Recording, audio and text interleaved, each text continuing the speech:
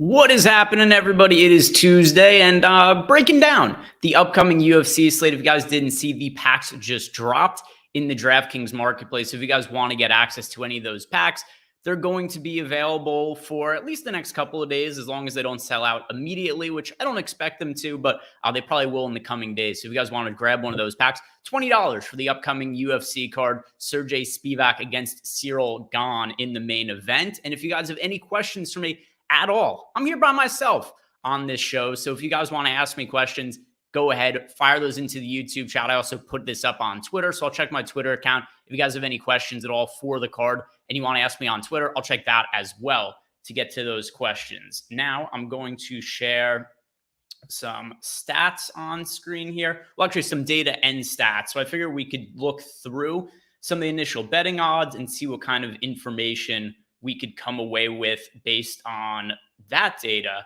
and see who it is. Why is it not showing up on screen? There we go. Took me a second. I'm also self-producing the show, and for whatever reason, StreamYard was not cooperating. Took it a second for the stats to come up here on the page. And if you guys want access to any of the free stuff that's available at DraftKings for Reignmakers as well, there's a link below that is going to get you a totally free PGA starters pack, and also NFL. There's now an NFL starters pack that you could also get totally for free. Get to pick a quarterback of your choosing. I know the options off the top of my head. Joe Burrow is one. Justin Fields is another. So you take one of those quarterbacks and then you get a bunch of players alongside with it to help you build out a lineup for week one. It's totally free. So no reason not to take advantage of it. Some people in the YouTube chat. Eric Lindquist, let's go. So Eric, not on the show with me, but he has the time apparently to watch the show. So Eric, what's up?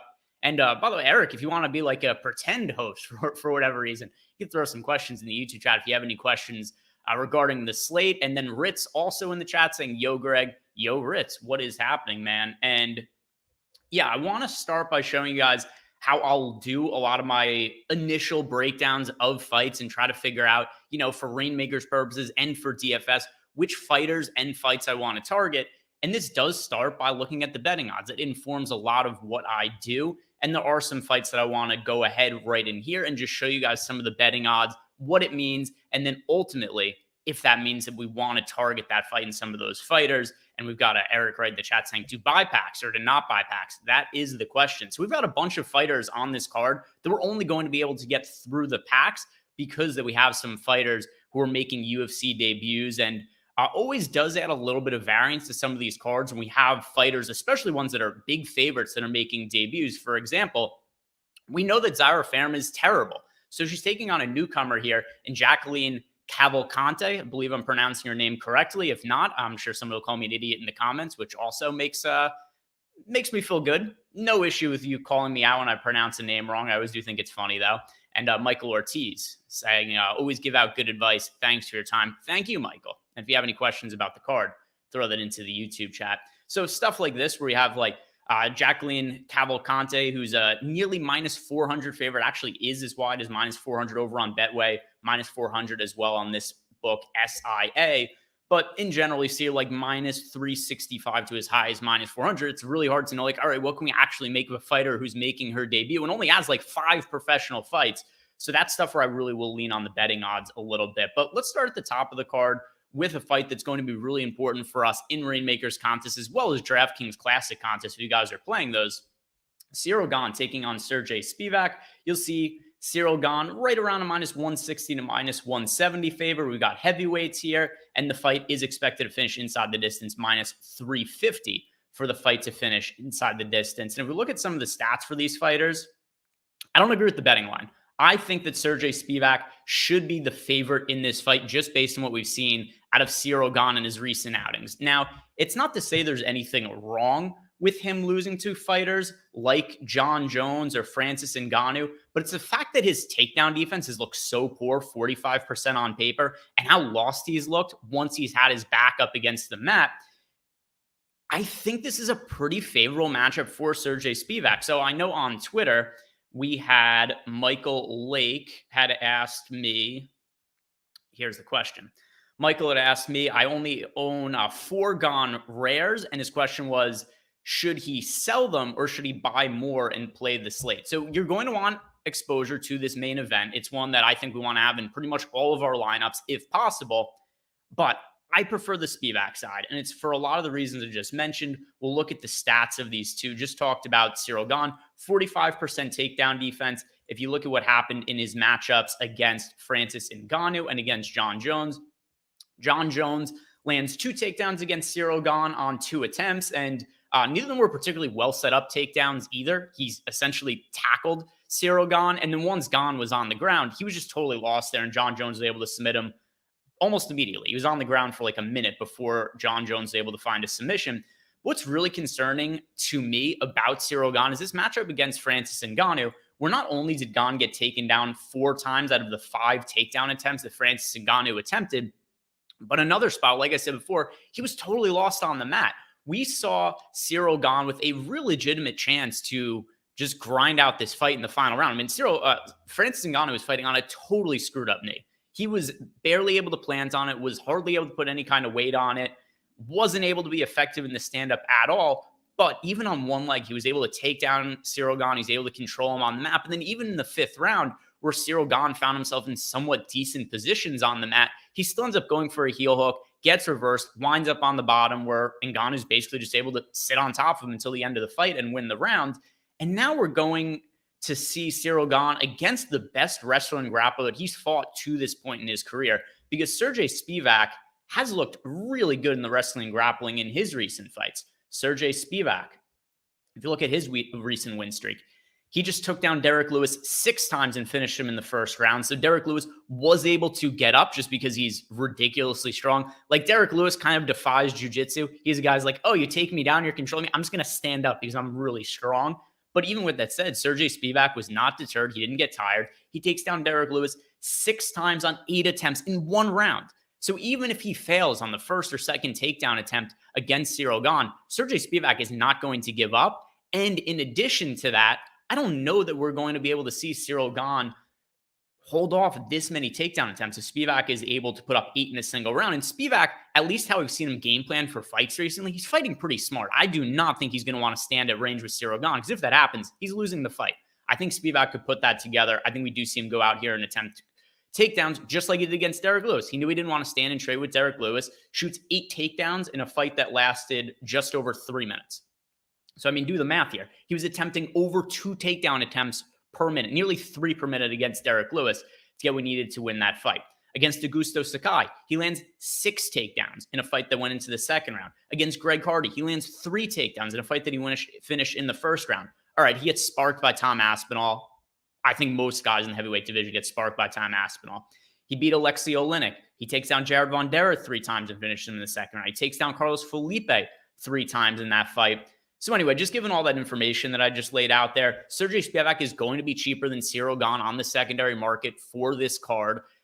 We don't have a ton of cards available yet for this event just because the packs dropped 30 minutes ago. So we haven't really seen a bunch of cards get flushed into the market yet. But when they do, I expect Spivak to be quite a bit cheaper than Cyril Gane. Unfortunately, just like in the situation that Michael Lake is in, where I have Gane cards that I have gotten in packs from the beginning of the year. So I don't have Spivak cards. I have Gane cards. So I'm just going to play the Gane cards I have, but I'm going to be prioritizing playing Sergey Spivak on the buying Sergey Spivak on the secondary market to play some of his cards for this event, because I do think that he not only should be favored, but I also think he would put up a massive score and a win based on his wrestling grappling upside. So that is a fight that we definitely want to target in the main event for sure. And here we've got Ritz saying, can use fighters in the fight packs for future events, or are they only good for this event? So if you are getting cards, it depends which ones. If you're getting the ones in the fight pack for this event, they're only good for this card. But if you bought, let's say, a takedown card of a Cyril Gane or a Heatwave card of Rose Namajunas, those are good until the end of this year. And that's the utility you're going to get out of them. So still realistically, since it's the end of August, most of these fighters are probably fighting the last time of the entire year. Maybe somebody fights again in December, but the most likely scenario is that we're only going to get one more use out of these fighters anyway, because I don't think any of them are all that likely to fight again at a later point in time during this year. Other fights that I think we should be targeting is going to be, and by the way, Eric asking a question, do you think that William Gomis picks up a short notice opponent this weekend? We'll see. I don't know. I don't have a really great read on that. I will say that William Gomis sucks from a DFS perspective. If we go look at William Gomis, I'm trying to remember, who did he fight last? William Gomis' last fight was against, let me pull this up on his stats page. Was it the Francis Marshall fight, which was, I think so. All right. So if we go to, let's see. So the Pavlovich Blades. All right. I think, yeah, here we go. This is the fight it was on. All right. So William Gomis had a big upset win over Francis Marshall. And so, Eric, I'm going to answer your question by saying I don't know, but at the same time, I'm going to add in this. William Gomis has a win over Francis Marshall in his last UFC fight. Here are the stats from that fight. William Gomis landed 27 of 79 significant strikes, 30 of 84 strikes overall. There's no wrestling or grappling upside. This is a guy who's a French kickboxer. So he wins the fight, but it was a massively unimpressive performance. Part of it is because Francis Marshall is just not particularly good himself.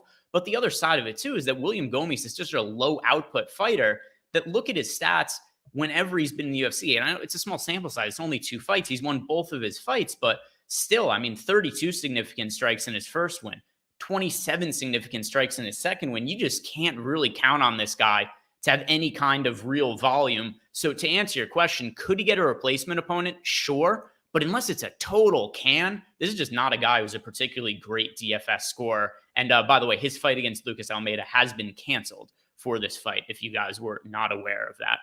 So if we look at the other fights that I talked about wanting to target on this card, I want to show you guys the Volkan Oezdemir against Bogdan Guskov fight, because it is a fight that is minus 132 to finish under 1.5 rounds. We currently have Volkan Oezdemir around a minus 180, minus 190 favor, which is going to make him the primary target for Reignmakers purposes. On the other side with Guskov, it is really hard to know what to make of him, because if we go to his Sherdog page, go to Sherdog, and this is something that's going to be more important for a fight card like this, where we just don't have UFC data on a lot of these fighters, is if we go to, actually, I'll go to Topology, is probably a little bit easier for this.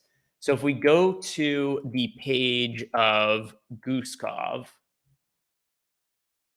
here's the one downside of me producing this by myself, trying to also type stuff in. But anyway, all right, so Bogdan Guskov, look at his Topology page. By the way, the guy looks like Anthony Smith on steroids. If Anthony Smith had no hair and did a bunch of steroids, he would look like Bogdan Guskov.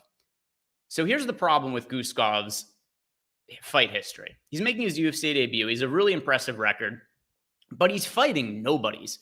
So if you look at him fighting an MMA series, he has a win here over Carlos Eduardo, 20-10 record. Before that, he beats a guy with a 4-1 record, 7-2-1 record, 4-2 record, loses to Vasilichevsky, who has a 33-8 record. So he's fighting a lot of guys who are either very green in their MMA careers, or just guys who have been around for a while that don't have the most impressive records. Like I said, like a 20-10, somebody with a 6-4 record, a 12-9 record. So it's really hard to know what to make of Guskov. But at the very least, we do know this. Of the fights he's been in, 1 has gone to decision. He has 2 wins by submission, 12 wins by KO, 1 loss by KO. So of all the fights that he's been in professionally, only 1 of them has gone to decision. And then we have on the other side, no-time Volkan Oezdemir, who also tends to have a lot of his fights end early. So with that in mind, on paper, this fight should end in the first or second round, which is why the under 1.5 rounds, going back to the odds for this fight, pretty heavily juiced. Minus 132 for under 1.5 rounds. Fight is minus 400 to finish inside the distance. I'm going to have to lean towards Volkan Oezdemir just based on his experience level in the MMA and the fact that he's fought actual competition, that we know who it is.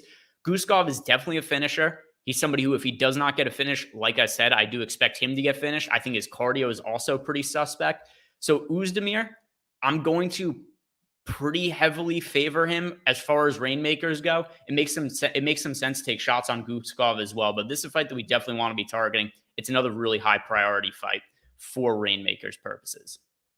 Another fighter here I want to talk about is Farid Basharat taking on Kletzin Rodriguez. And this fight, even though it's minus 160 to go the distance, I think Basharat could still score really well in this fight, even if it does go to decision, because this is a guy who fights with a lot of output. By the way, this should not be the opening fight on the card. This is a banger. This fight should be somewhere on the main card. But look at the output for Basharat. Lands 5.8 significant strikes per minute, only absorbs 2.43. So really, really good striking differential there. In addition to that, lands 3 takedowns per 15 minutes with an 83% takedown defense. I think this is a really, really good prospect in Farid Basharat. He also has a brother who fights in the UFC. To this point, we've seen him fight twice. Once was on the Contender Series. His UFC debut came against Damon Blackshear, which in hindsight, this is a win that has aged very well.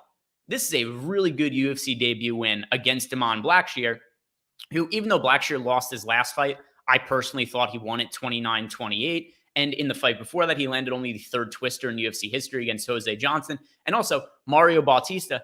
That's decently high level of competition that Blackshear lost to, even if I thought he won. And also, if you go to MMADecisions.com, you see the majority of the media also scored that fight for Blackshear. That aside, good win in that fight for Basharat. And then when you consider also the fact that all of the output we've seen him land, 116 significant strikes on the contender series, 3 takedowns in each of the 2 times we've seen him in the octagon, a lot of output on his side. And I think the same could be said on the other side of this fight in Kletzin Rodriguez, who he himself lands 6 significant strikes per minute, only absorbs 3. I think this is going to be a banger. I think this is going to be a fight that takes place probably primarily on the feet. If somebody does land takedowns, it's probably going to be more so the Basharat side. But just considering all the output in this fight, nearly 6 significant strikes landed for both of them, and how well I rate Basharat as a prospect, I like him a good amount, even though the fight's minus 160 to go to decision. So free Basharat. I do think that he's somebody, whether it's for the finish or a decision win, I think he should score pretty well. Got Eric wants me to talk about the Saint Denis fight. I don't have like a super strong take on this one, taking on Thiago Moises. I think the biggest issue is that Saint Denis, in a lot of his wins, where we've seen him score well, like for his last fight, for example, against Ismael Bonfim, he's been reliant on grappling and finishes. And Thiago Moises is a better grappler than Benoit Saint Denis. I think that Saint Denis is the better striker and probably a better finisher on the feet. If we go and look at what the current betting odds are for this fight, we have, it's also like a weird contrast of styles from a standpoint of Saint Denis fights generally tend to score really well. Thiago Moises fights generally tend to score really shitty because he's a fairly low output fighter. This is minus 165 to finish inside the distance. I do think it's actually worth betting this fight at plus money to go to decision. But if we go and look at some of the stats here for our friend Eric, you'll see Thiago Moises. Here's the biggest issue with a lot of his fights. 2.47 significant strikes landed per minute. He does have a negative differential, absorbing 3.9, but he just stalls a lot of fights and makes it so that a lot of things just don't happen in a lot of his outings. So his last fight against Mel Costa, he lands 4 takedowns, ends up getting a second round finish. With that said, Mel Costa took that fight on like 4 days notice. He had a pretty good showing in his UFC debut. We had the fight against Christos Giagos, where Moises was ultimately able to find a submission in the first round of that fight, but still didn't score particularly well because so little happened. He gets a finish 3 minutes into the first round, but only lands 1 takedown before getting the finish. And before that, only 3 significant strikes landed. We had the fight against Joel Alvarez, where he got steamrolled. The fight against Islam Makhachev, where sure he loses, but even Makhachev didn't put up a massive score in that fight. 4th round finish with 61 significant strikes and only 3 takedowns landed. It's worth getting some exposure to, but this isn't something that I'm going to be targeting all that heavily for Reignmakers purposes. Maybe I'll feel a little bit differently later in the week. Maybe something will change when we see these fighters step on the scale, but not a fight that I'm like super, super keen to go target, especially when you consider that it's a fight that, minus 165 to finish inside the distance, sure, but still close to a pick'em. And I'm not sure unless it's a first or second round finish, it scores especially well. Dirty Muse, DFS wants to know, should we fade the Rose Namajunas fight? This is the toughest fight on the slate for me to really make sense of because we've got Manon Fiorot, who's looked like an outstanding prospect to this point. And then Rose, we know about all her accolades, right? Zhang Weili, she beats her to reclaim the belt. She beats Zhang Weili to defend her belt, then has the dud of all duds in the fight against Carla Esparza, where we had Rose as like, what, a minus 250, minus 300 favorite in that spot. And she just does nothing. Nothing at all. I mean, neither did Carla, but this was a fight. It was a split decision. It was a 5-round staring match. Carla Esparza lands 2 of 11 takedowns over 5 rounds, 37 significant strikes to 30 significant strikes in favor of Rose Namajunas. But I mean, the fight just sucked. It's one of the worst fights I've ever seen in my entire life. Probably this one, and then maybe like the Francis Ngannou, Derek Lewis fight. Like, I think those are probably the 2 worst fights I've ever seen. And so now we've got Rose Namajunas. She's coming off a layoff, and she's also moving up a weight class. She's gone from 115 to 125 against this super prospect in Manon Fiorot. And what is Namajunas' game plan going to look like in this fight? If she chooses to wrestle and grapple, I think she should have advantages on the mat if she gets Fiorot down. It's just, I don't know how to trust Rose after that last fight that she had. She's a massive underdog. I do think this fight is probably closer to 50-50 just because if we see the prime version of Rose Namajunas show up, I think she could land takedown. She could have wrestling and grappling success. Manon Fiorot on paper does have good takedown defense. It is 83%. But if you look at her level of competition, she's never fought somebody who's had the same wrestling and grappling credentials that Rose Namajunas has. And it's not to say that Rose is the best wrestler in the world, but she is a great grappler. And she is somebody who we've seen land, close to 2 takedowns per 15 minutes over the course of her career. But, she fights Caitlin Chookagian. There's no real massive takedown threat for Manon Fiorot against Chookagian. She fights Jennifer Maia, another one, no real massive takedown threat. She did get taken down once in that fight. She looked pretty good. Jennifer Maia, former title challenger in her own right, but still, Jennifer Maia is not necessarily the same level of competition that Rose Namajunas is. Mayra Bueno Silva, who I do think we rate pretty well as a finisher right now, but she's not a very active wrestler. She hardly ever lands takedowns in her fight, so she doesn't land takedowns against Manon Fiorot. It did look good that she was able to stay up on her feet and didn't get taken down by Tabitha Ricci, and then Victoria Leonardo is just not a UFC caliber fighter. So of everything we've seen from Manon Fiorot to this point, I do think that Tabitha Ricci is probably the best win relative to what we could expect from a Rose Namajunas fight, but still, Rose Namajunas is quite a step up from what Tabitha Ricci brings to the table. So to answer your question, Dirty Mert DFS. Should we fade the Rose Namajunas fight? For Reignmakers purposes, I would like to. Unfortunately, I've had a Rose Namajunas legendary Heatwave card since last year because I got one of those in a pack, and the Heatwave cards are good for multiple years. So I'm also going to have utility for it next year as well. So I kind of have to play this Rose Namajunas card because it's a legendary. What else am I going to do with it? And I mean, I guess I could talk myself into saying that she has submission upside, but I would not go out of my way to target Rose Namajunas cards or Manon Fiorot cards for that matter, because I do think there's a chance she ends up being relatively popular because of the stinker that we ended up seeing from Fiorot, from Rose Namajunas in her last fight. I think that could drive the public to go and buy some Manon Fiorot cards. And Dirty Mert wants to know if I have a girlfriend that he will be my dirty muse. No, thank you. No, thank you. That's a hard pass for me, Dirty Muse. I am dating somebody right now. Ritz saying that Rose Namajunas got submitted by Jillian Robertson. She did, but that was a minute ago. If you go ahead and look at how long ago that was Rose Namajunas. Let's see. When did she get submitted? All right. So Rose Namajunas. All right. How long ago was that? I mean, it's the same. Like, if you go and look at Rose Namajunas when she was on The Ultimate Fighter, she's not the same fighter now that she was then. That was, how long ago was she on The Ultimate Fighter? They don't even have The Ultimate Fighter fights on the, oh, they do have it here. Do you mean that she got subbed by Carla Esparza? Is that the fight they're talking about? For Rose Namajunas? Oh, the grappling fight, you mean? Oh, I don't care about grappling matches. I thought that you were talking about her contender, or the Ultimate Fighter loss to Carla Esparza. So that was actually the fight for the initial strawweight belt in the UFC that she got submitted by Carla. You know, when you're just talking about a grappling match where there's no striking involved and it's just straight up grappling, like, I don't really put a whole lot of stock into that, at least as far as it translates to UFC fights. It's like a different sport. It's like looking at boxing results and trying to apply it to what's going to happen in MMA fight, or vice versa, right? If you look at any of these like celebrity boxing crossover matches and trying to take somebody's MMA results and trying to apply it to a boxing match, it just doesn't mean a whole lot to me when you're looking cross sports of what happens in other those situations. If I'm trying to play devil's advocate, at the very least, her taking place in grappling tournaments seems to mean to me that at least she's focusing on her wrestling grappling ahead of this fight. But yeah, I wouldn't put too much stock into that. It also took place, was that almost a year ago now, that grappling match against Jillian Robertson.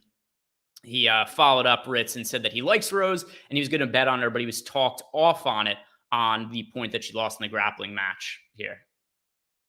I'm not that old. I know it was my birthday recently, but now I've got Tapology is giving me like, what is that, assisted living advertisement? Come on, I'm 33 years old, Tapology. All right, let's go back and look at the odds for this. And once again, if you guys have any other questions, just going to be here for a couple more minutes before we sign out for the night. But some other fights that I think we should be looking at here. One is the Angelusa against Reese McKee fight, where I actually pretty strongly disagree with these odds. Right around a pick'em to finish inside the distance. Reese McKee fights like a maniac in a lot of his fights. Look at some of the stats for Reese McKee, who, by the way, is very, very tough. But look at this fight against Alex Morono, for instance. This was his last fight in the UFC before he got cut. Reese McKee lands 124 significant strikes, 133 total strikes, and then he absorbs 176 significant strikes for Alex Morono, 208 strikes in total. So Morono put up a massive score against Reese McKee in this fight. I don't think we should put too much stock into Reese McKee's other UFC fight because he went against Hamzat Chimaev on late notice. So he gets shut out there and gets finished in the first round. Chimaev lands one takedown, just smashed him in the face with elbows until the ref stepped in and stopped it. But I think this is what we could kind of expect from Reese McKee on the feet, is a ton of volume. And the other thing, too, is if you're not able to match his volume, he's not going to stop. And we've also seen that from Reese McKee outside of the UFC in some of the fights that we've seen him in. So overall, he lands 6.83 significant strikes per minute. On paper, absorbs 11.9. And look at the numbers for Angelusa, who his fights have also been pretty high output on the feet, landing 6.24 significant strikes per minute, absorbing 7.47. This is a sneaky fight to score really well. Because if you look at Angelusa, for instance, on the Contender Series, brutal matchup for him. He has to fight Jack Della Maddalena on the Contender Series. So he loses that fight, makes his UFC debut against Munir Lazez, another really tough fight. Lazez, a lot of output, ends up landing 141. So I know that his fights have been going to decision. I know that Reese McKee, a lot of his fights have gone to decision as well.